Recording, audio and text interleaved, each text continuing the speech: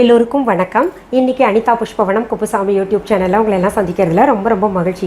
இன்றைக்கு பிறந்தநாள் மற்றும் திருமண நாள் காண இருக்கின்ற அனைவருக்குமே என்னுடைய வாழ்த்துகள். உங்களுடைய வாழ்க்கையில் நீங்கள் அனைத்து நலங்களும் வளங்களும் கிடைக்கப்பட்டு நீடூழி வாழணும்னு சொல்லிட்டு நான் இறைவன் கிட்ட பிரார்த்திக்கிறேன். இந்த காணொலியை காண்கின்ற அனைவருக்குமே இந்த நாள் இனிய நாளாக அமையட்டும்.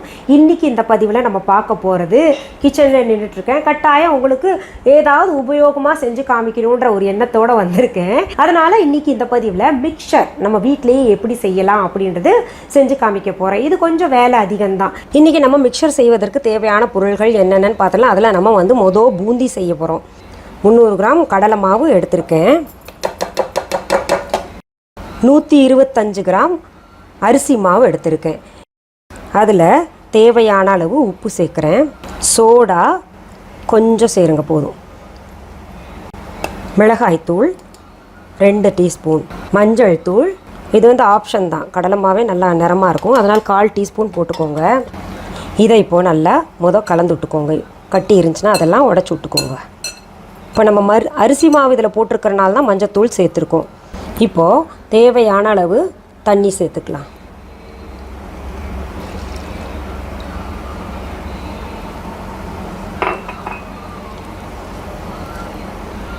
இது பாருங்கள், மாவு நம்ம இட்லி மாவு இருக்கும் இல்லையா, அந்த பதத்துக்கு இருக்கணும். இப்படி எடுத்து ஊற்றுனா நல்லா இப்படி விழணும். அடுத்தது அடுப்பில் எண்ணெய் வச்சு ஒரு 2-3 ட்ராப் போட்டு பார்த்தேன். பாருங்கள், நல்லா எண்ணெய் சூடாயிருச்சு, அது பொரிஞ்சிருந்துச்சு. அதுக்கடுத்தது என்ன பண்ணுறேன் நான், இங்கே பாருங்கள், நான் இந்த பூந்தி போடுறதுக்குண்டே கரண்டி தனியாக வச்சுருக்கேன். இப்படி இருக்கும், அது சைடில் கரை இருக்கும், பின்னாடி இப்படி இருக்கும், இங்கே கட்டைப்பிடி இருக்கும். இது உங்களுக்கு எல்லாம் ஓயட்டும். இந்த கொரோனா வைரஸ் டிரான்ஸ்போர்ட் எல்லாம் சரியாகட்டும். உங்களுக்கு viha.online கொடுக்குறேன். ரொம்ப நல்லா வரும். ஏன்னா அந்த முத்தாக விழுகும் ஒன்று, சைடில் கரையெல்லாம் இருக்குது.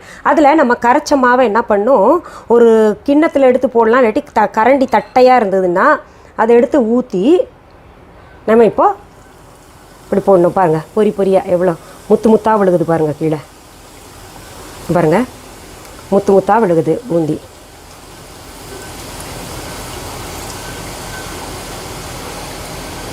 நல்ல எண்ணெய் சூடு இருந்துச்சுன்னு வைங்களேன், அழகாக பொரிஞ்சு வரும். இது பாருங்கள். இப்போது இது ஒரு பேட்ச் எடுத்துடலாம். நம்ம என்ன மேலே ஊற்றினோன்னா ஒட்டிக்கும், நல்லா மொறுன்னு இருக்கும். நான் சொன்ன பதத்தில் நீங்கள் செஞ்சுட்டு வாங்க. இப்போ இதில் சிலர் பேக்கிங் சோடா போடணுன்னு குழப்பி விடுவாங்க. அது போட்டுறாதீங்க தயவு செஞ்சு. நம்ம சமையல் சோடா தான் போடணும். இப்போது இந்த பேட்சை நம்ம அள்ளிடலாம். இதே மாதிரி எல்லா பேட்சையும் நீங்கள் சுட்டு எடுத்துக்கோங்க. இப்போ பாருங்கள், நம்ம பூந்தி செஞ்சுருக்கோம் இல்லையா, ரொம்ப பிரமாதமாக இருக்குங்க. பாருங்கள், மொறுன்னு இருக்கும். அடுத்தது நான் ஓமப்பொடி செய்கிறதுக்கும் 300 கிராம் கடலை மாவு எடுத்திருக்கேன். 150 கிராம் அரிசி மாவு எடுத்திருக்கேன். இவ்வளோ போட்டுக்கிட்டிங்கன்னா வைங்களேன், நல்லா மொறுன்னு வரும். மஞ்சள் தூள் 1/2 டீஸ்பூன். இதுலேயே மிளகாத்தூள் சேர்த்துக்கலாம், அப்போ நல்லாயிருக்கும். 2 டீஸ்பூன் போல் சேர்த்துக்கோங்க. உப்பு தேவையான அளவு 3 பிஞ்ச் போட்டுக்கோங்க. இப்போ இதை கட்டி பிடிக்காமல் நல்லா கலந்து விட்டுக்கோங்க. அதனால் சும்மா 1 டீஸ்பூன் போல் எண்ணெய் போட்டுக்கோங்க. இது காஞ்சிடாமல் இருக்கிறதுக்கு நம்ம என்ன பண்ணோம், முறுக்கச்சில் வேறு போட போகிறோம். அதனால் லேசாக எண்ணெய் பூசி கையிலையும் ஒட்டக்கூடாது, முறுக்கச்சிலையும் ஒட்டக்கூடாது. பாருங்கள், இப்போ சப்பாத்தி மாவு எப்படி இருக்குமோ அப்படி பிசைஞ்சு வச்சுக்கிட்டோம்.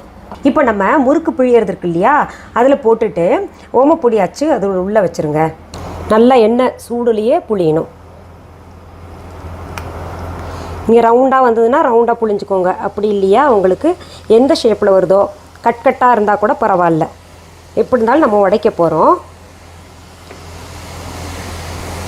இப்படி ஒரு ஈடு புளிஞ்சுக்கோங்க. ஒரு பேட்ச் நம்ம புளிஞ்சுக்கணும். இது சுட்டுருச்சான்னு நம்ம பார்க்கணும். பாருங்கள், நல்லா சுட்டுருச்சு. நல்லா எண்ணெய் நிறுத்தி நம்ம வடிகட்டி எடுத்து பாருங்கள், நல்ல சத்தம், அந்த முறுமுறுப்பு சத்தம் வருது இல்லையா, அப்படி வரணும். இப்போது நிறையா இருக்குல்ல, இந்த நுரை அடங்கணும். அடங்குச்சுன்னா நல்லா வெந்திருக்கான்னு இன்னொரு தடவை பார்த்துட்டு திருப்பி போட்டுக்கோங்க. இது மஞ்சள் நிறத்தில் இல்லாமல் கொஞ்சம் சிகப்பு நிறத்தில் ஏன் வருதுன்னு நம்ம மிளகாத்தூள் எல்லாம் சேர்த்துருக்கோம். கொஞ்சம் நல்லா இருக்கட்டுமே நான் எல்லாம் சேர்த்தேன். இப்போ மிளகாத்தூள் சேர்க்கலைன்னா உங்களுக்கு நல்ல மஞ்சளாக இருக்கும். இப்போ பாருங்கள், ஓமப்பொடி நல்லா கிறிஸ்பியாக வந்திருக்குங்க. பாருங்கள் சத்தம். இந்த மாதிரி நம்ம துண்டுங்களாக ஆக்கிக்கலாம்.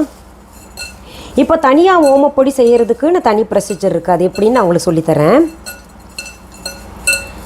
இதையும் நம்ம அந்த பூந்தி கூட சேர்த்துக்கலாம். அடுத்தது என்ன செய்யலான்னு பார்க்கலாம்.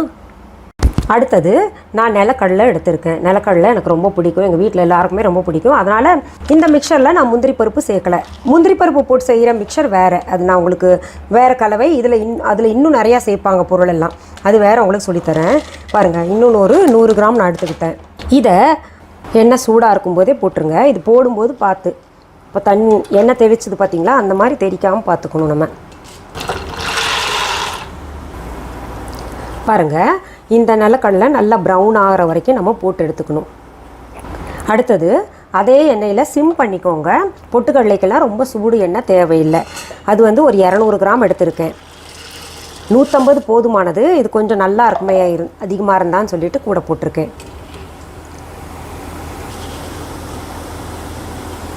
அடுத்தது நல்ல சூடான எண்ணெயில் இப்போ நம்ம அவல் வந்து 300 கிராம் நான் சேர்ப்பேன். சீக்கிரம் பொரிஞ்சிடும் அவல், அதனால் நீங்கள் பார்த்து உடனே எடுத்துருங்க. அடுத்தது அடுப்பு அணைச்சிருங்க. அதே எண்ணெயில் நம்ம வந்து கருவேப்பிலை போட்டு எடுத்துக்கலாம்.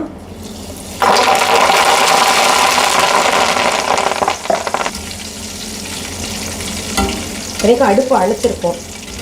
நான் இது வந்து கூட வச்சு சாப்பிட்ற மாதிரி தான் செஞ்சுருக்கேன், அதனால் கொஞ்சம் கூட இருக்குது. இப்போ உங்களுக்கு அளவு வந்து கம்மியாக வேணுன்னா குறைச்சி செஞ்சுக்கோங்க. நான் சொன்ன அளவில் பாதி எடுத்துக்கோங்க. நான் இப்போ வந்து இதில் மிளகாத்தூள் சேர்க்குறேன்.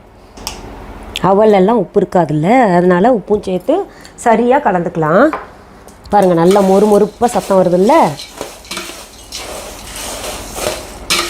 இதில் லேசாக மஞ்சத்தூள் கலந்துக்கிட்டிங்கன்னா இன்னும் நேரம் ரொம்ப நல்லாயிருக்கும். ஏன்னா நம்ம இப்போ சாப்பிட்டது ஜீரணம் ஆகணும், அதனால் பெருங்காயத்தூள் போட்டோம்னா ரொம்ப நல்லது. இது போடுறதுனால நல்ல மணமாகவும் இருக்கும். கொஞ்சம் சும்மா ஒரு 2 சிட்டிகை எடுத்து போட்டுக்கோங்க. இப்போது நல்லா கலந்து விட்டுக்கோங்க.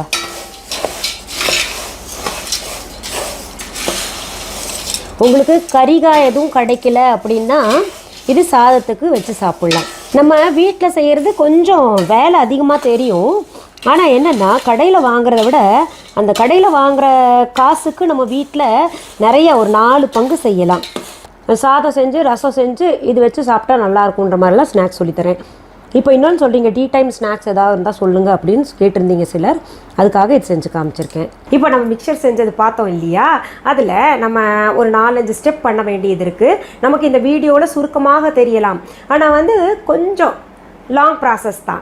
இப்போ நான் கொஞ்சம் அதிகப்படியாக செஞ்சுருக்கேன் வச்சு சாப்பிட்ற மாதிரி. அப்புறம் வந்து நம்ம வீட்டில் உதவியாளர்கள் இருக்காங்க, துப்புரவு செய்கிறவங்க இருக்காங்க, அவங்களுக்கெல்லாம் கொடுக்கறதுக்காக கொஞ்சம் சேர்த்து செஞ்சுட்டேன். இப்போது நான் சொன்ன அளவில் உங்களுக்கு குறைவாக செய்யணுன்னா குறைவாக செஞ்சுக்கோங்க, இல்லை இதை விட அதிகமாக செய்யணுன்னா நான் சொன்ன அளவை வச்சுட்டு நீங்கள் கேல்குலேட் பண்ணிக்கோங்க. இப்போது நான் செஞ்ச மிக்சரை நான் உங்களுக்கு சாப்பிட்டு காமிக்கிறேன். இப்படி வீட்டிலேயே நம்ம மொறுமொறுப்பாக செய்ய முடியுமா அப்படின்ற ஒரு எண்ணம் வரணுங்கிறதுக்காக தான் இப்போ உங்களுக்கு சாப்பிட்டு காமிக்கிறேன். இங்கே பாருங்கள்,